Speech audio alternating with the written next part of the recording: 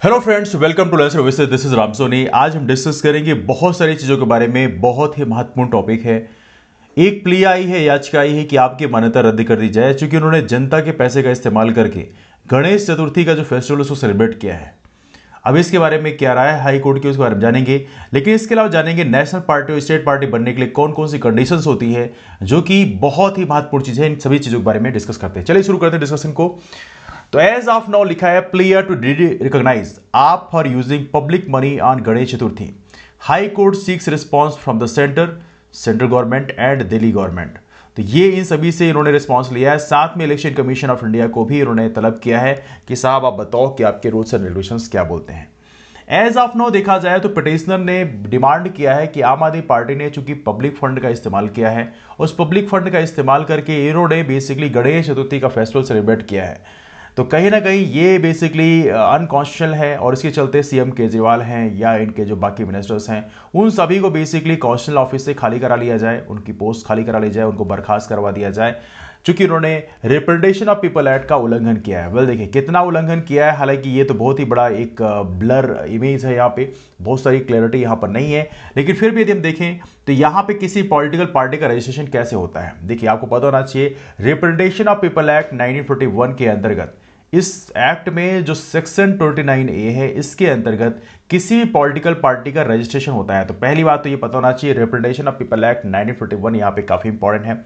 Now यदि कोई party चाहती है कि वो बेसिकली एक पार्टी बनना चाहती है तो उसे इलेक्शन कमीशन के पास विद इन 30 डेज, मतलब पार्टी का फॉर्मेशन हुआ 30 दिन के भीतर भीतर उसे इलेक्शन कमीशन को इन्फॉर्मेशन देनी पड़ती है, एप्लीकेशन देनी पड़ती है कि साहब हम पार्टी बनाना चाहते हैं। तो जो भी इलेक्शन कमीशन की गाइडलाइन है उसी गाइडलाइन को फिर आपको फॉलो करना पड़ता है। तो यहां पे दो आर्टिकल इंपॉर्टेंट है, एक तो आर्टिकल 324 और दूसरा है section 29A of representation of people act. ये क्वेश्चन इवनली आपसे एग्जाम पूछा आता है, इसको आप लोग जरूर याद रखेंगे, है ना। नाउ यदि हम बात करें किसी पार्टी को, यदि हम बात करें आम आदमी पार्टी कौन सी पार्टी है, तो ये बहुत ही बढ़िया क्वेश्चन है कि नेशनल पार्टी है, स्टेट पार्टी है, आप कमेंट करके बताइए। वीडियो के अंत में जरूर मैं डिस्कस करूंगा। लेकिन इसके अलावा आपसे क्वेश्चन है कि एज ऑफ नाउ हमारे देश में कितनी नेशनल पार्टी हैं, भारत में एज ऑफ नाउ कितनी नेशनल पार्टी हैं, ये आप कमेंट करके बताइए। इसको भी हम जल्दी डिस्कस करने वाले हैं। तो नेशनल पार्टी बनने के लिए क्या क्या कंडीशंस होनी चाहिए, तो पहली कंडीशन आप जान लीजिए यहाँ पे, it secure 6% of valid votes, 6% उन्हें वोट मिला हो किसी 4 या 4 से अधिक राज्यों में, मतलब 4 या 4 से अधिक राज्यों में यदि वहां पे लोकसभा या विधानसभा का इलेक्शन हुआ हो तो वहां पे इन्हें 6% से अधिक वोट मिलना चाहिए 4 या 4 से अधिक राज्यों में। और इसके साथ में उन्हें कम से कम 4 सीटें लोकसभा की जीतनी पड़ेगी। कितनी? 4 सीटें लोकसभा की जीतनी पड़ेगी, मतलब आपको 4 या 4 से अधिक राज्यों में 6% वोट चाहिए और इसके साथ में 4 लोकसभा सीटें भी आपको जीतना होगा। ये पहली कंडीशन है।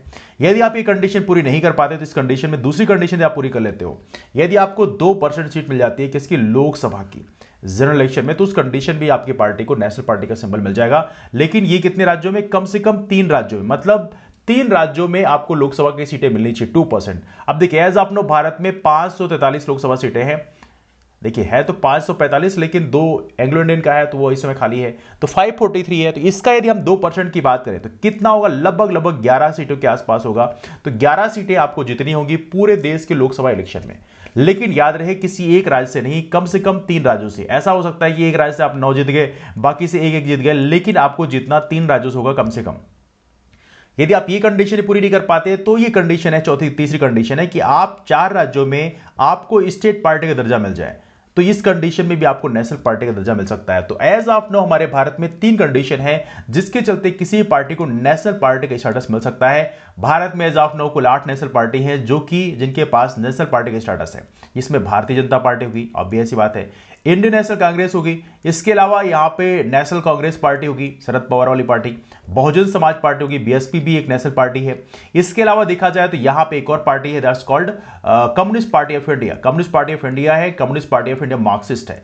ये दोनों पार्टियां जो है नेशनल पार्टीज हैं। इसके अलावा तृणमूल कांग्रेस, ममता दीदी वाली पार्टी, और सबसे महत्वपूर्ण पार्टी है नेशनल पीपल्स पार्टी, जो अभी हाल ही में नेशनल पार्टी बनी है। आपको पता होना चाहिए इनका जो सिंबल है वो है बुक, क्या है? किताब है। और इनके जो बेसिकली प्रेसिडेंट है, इनका नाम है कोनराड संगमा, इससे मेघालय के सीएम है, तो ये भी आप लोग याद रखेंगे। एनीवे नाउ यदि बात करें आपसे, आपको पता चल गया कि नेशनल पार्टी बनने के लिए 3 कंडीशन होनी चाहिए, लेकिन इसके अलावा स्टेट पार्टी बनने के लिए कितनी कंडीशन होनी चाहिए? स्टेट पार्टी बनने के लिए यहां पर 5 कंडीशन है। अब यहां पर ऐसा नहीं कि पांचों कंडीशन आपको पूरी करनी पड़ेगी, कोई भी एक कंडीशन आप पूरी कर लो तो आपकी पार्टी स्टेट पार्टी बन सकती है। पहली कंडीशन है यदि आपकी पार्टी को 6% वोट मिला हो, है ना, राज्य में कोई इलेक्शन है लेजिस्लेटिव असेंबली का, तो उस कंडीशन में आपको 6% वोट मिला हो पूरे राज्य में, और 6% वोट पाने के साथ साथ आपको कम से कम 2 सीटें असेंबली की मिलनी चाहिए। मतलब 6% तो वोट पाएंगे पूरे राज्य में, लेकिन साथ में इसके साथ 2 सीटें असेंबली की मिलना जरूरी है ना।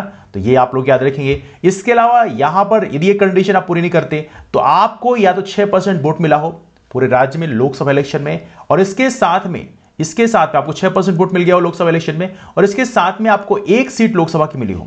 मतलब विधानसभा के लिए यहां पे 2 सीट लिखी है, लोकसभा के लिए केवल 1 सीट यदि मिल जाती है तो आप उस कंडीशन में आपको स्टेट पार्टी का दर्जा मिल जाएगा। तीसरी कंडीशन है, मान लीजिए 2 कंडीशन आप पूरी नहीं कर पाते हो, तो उस कंडीशन में आपको 3% वोट मिल जाए विधानसभा में, 3% वोट नहीं 3% सीटें मिल जाएं, तो उस कंडीशन में भी आपकी पार्टी को स्टेट पार्टी का दर्जा मिल सकता है। ऐसे मध्य देश की बात करें, मध्य देश में 230 सीटें हैं विधानसभा में। अब यहां पे 3% कितना होगा? यहां पे 3% होगा 3 3 जा 9, 3 2 जा 6, ओके 6.9। तो यहां पे आपको 7 सीटें यदि मिल जाती है तो उस कंडीशन में आपको क्या मिल जाएगा? स्टेट पार्टी का दर्जा मिल जाएगा। लेकिन मान लीजिए कुछ राज्य छोटे हैं जहां पे केवल 40 सीटें ही होती हैं, अब उस हिसाब से देखिए तो वहां पे 3% के हिसाब से 1.2 मतलब 2 सीटें होनी चाहिए। लेकिन नहीं, यदि छोटे राज्य है तो वहां भी कम से कम 3 सीटें आपके पास होनी चाहिए, तभी जाके आपको स्टेट पार्टी का दर्जा मिलेगा।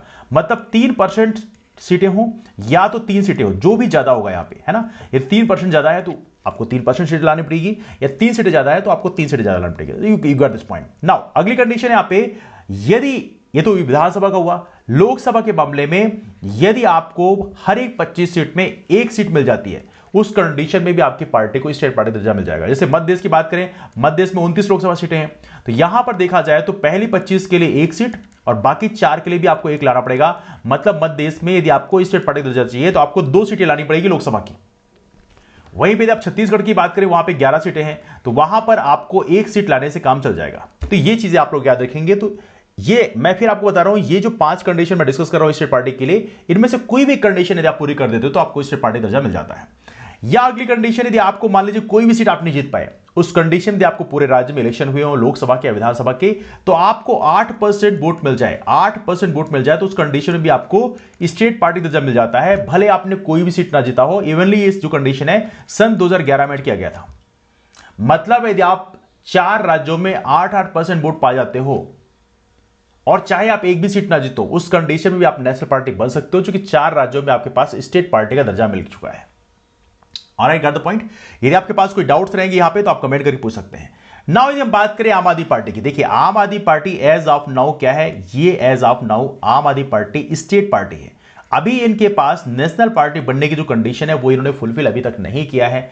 इनका प्रेजेंस नो डाउट दिल्ली में काफी अच्छा है, पंजाब में अच्छा है, पंजाब में काफी बढ़िया प्रेजेंस है, गोवा में थोड़ा प्रेजेंस ठीक था, लेकिन बाकी राज्यों में जो कंडीशन सेटिस्फाई करने के लिए होना चाहिए वो अभी इनके पास नहीं है, वो कंडीशन को भी फुलफिल इन्होंने नहीं किया है। नो बेनिफिट्स क्या? यदि आपकी पार्टी को स्टेट पार्टी दर्जा मिलता है या नेशनल पार्टी दर्जा मिलता है तो उससे क्या बेनिफिट है? Aam Aadmi Party as of now state party है तो उसको क्या बेनिफिट मिलता है? तो पहला बेनिफिट तो यह है कि आपको जितना भी जो आपका रिजर्व सिंबल है, जैसे मान लीजिए आम आदमी पार्टी का जो सिंबल है झाड़ू है, तो वो सारे इलेक्शन में वहां पर उस राज्य में जो इलेक्शन होते हैं वहां पर उस सिंबल का इस्तेमाल कर सकते हैं। यदि आपकी नेशनल पार्टी है तो पूरे देश में उस सिंबल का आप इस्तेमाल कर सकते हो। पहला बेनिफिट तो ये है, मतलब आपको सिंबल के लिए परेशान नहीं होना होगा, आपका सिंबल फिक्स हो जाएगा। दूसरी, यदि आपकी party state party national party है तो उस कंडीशन में आपको केवल एक प्रपोजल चाहिए। मतलब नॉमिनेशन फिल करने के लिए आपको बहुत सारे प्रपोजल नहीं चाहिए, आपको सिर्फ एक से काम चल जाएगा। और साथ में जब आप इलेक्शन लड़ोगे उस कंडीशन में आपको 2 सेट मिलते हैं इलेक्टोरल रोल्स के, फ्री ऑफ कॉस्ट। मतलब आप चेक कर सकते हैं किसका कहां पे वोटर लिस्ट में कहां पे नाम है, ये सारी चीज आप देख सकते हैं, तो काफी बढ़िया बात है। That's one of the good thing. यदि आप इन केस निर्दलीय हैं या आप किसी स्टेट पार्टी नेशनल पार्टी के स्टेटस जिस पार्टी के पास ना हो उस पार्टी से आप इलेक्शन लड़ रहे हो, उस कंडीशन में आपको ये इलेक्टोरल रोल्स प्रॉपर तरीके से खरीदने पड़ते हैं। तीसरी कंडीशन यहाँ पे आपको, यदि आप स्टेट पार्टी नेशनल पार्टी हो, तो उस कंडीशन में जो आकाशवाणी है, दूरदर्शन है, वहां पर प्रॉपर तरीके से अपने प्रचार करने के लिए आपको टाइम मिलता है। ब्रॉडकास्टिंग के लिए आपको प्रॉपर तरीके से इलेक्शन कमीशन के द्वारा टाइम दिया जाता है, मतलब आप वहां पर मुफ्त में, फ्री ऑफ कॉस्ट आपको वहां पर अपनी बात रखने का मौका मिलता है। और चौथी बात यह है कि जो नेशनल पार्टी स्टेट पार्टी होती है, तो वहां पे जो स्टार कैंपेनर्स होते हैं, इनको ट्रैवल एक्सपेंसेस जो है वो इंक्लूड नहीं किया जाता इलेक्शन एक्सपेंसेस में। क्योंकि आपको पता होना चाहिए, हमारे देश में जो इलेक्शन है लड़ते हैं आप, तो वहां पर प्रॉपर तरीके से लिमिट होती है कि इतना ही पैसा आप खर्च कर सकते हैं, ज्यादा पैसा नहीं खर्च कर सकते। तो यहां पर जो नेशनल पार्टी स्टेट पार्टी होती है, जो वहां पे स्टार कैंपेनर होते हैं, जैसे मान लीजिए 2-4 लोग स्टार कैंपेनर हैं, तो उस कंडीशन में उनके जितने भी ट्रैवल एक्सपेंसेस हैं वो काउंट नहीं किए आते। तो ये कुछ महत्वपूर्ण बेनिफिट्स हैं नेशनल पार्टी स्टेट पार्टी बनने का। तो ये रहा डिस्कशन हमारा इस टॉपिक के बारे में। आपकी क्या राय है, आपके क्या डाउट्स हैं, तो आप नीचे कमेंट कर बताएं। लेकिन मेरा सबसे पहला इंपॉर्टेंट क्वेश्चन आपसे एक एथिकल क्वेश्चन है कि क्या पार्टीज को राज्य के खर्चे से या जनता के खर्चे से क्या उन्हें फेस्टिवल सेलिब्रेट करना चाहिए? आप अपने ओपिनियन जरूर दें। यहां पर हालांकि मैं अपनी राय नहीं दूंगा, आप अपने ओपिनियन दें, क्या राज्य के खर्चे से किसी पार्टी को कोई फेस्टिवल ऑर्गेनाइज करना चाहिए? क्योंकि फेस्टिवल देखा है तो हमारा जो देश का जो सिस्टम है, ढांचा है, वो एक सेकुलर स्टेट का है। तो क्या किसी पार्टी को राज्य के खर्चे से किसी फेस्टिवल को सेलिब्रेट करना चाहिए? इसमें आपकी राय क्या है? Please do comment below.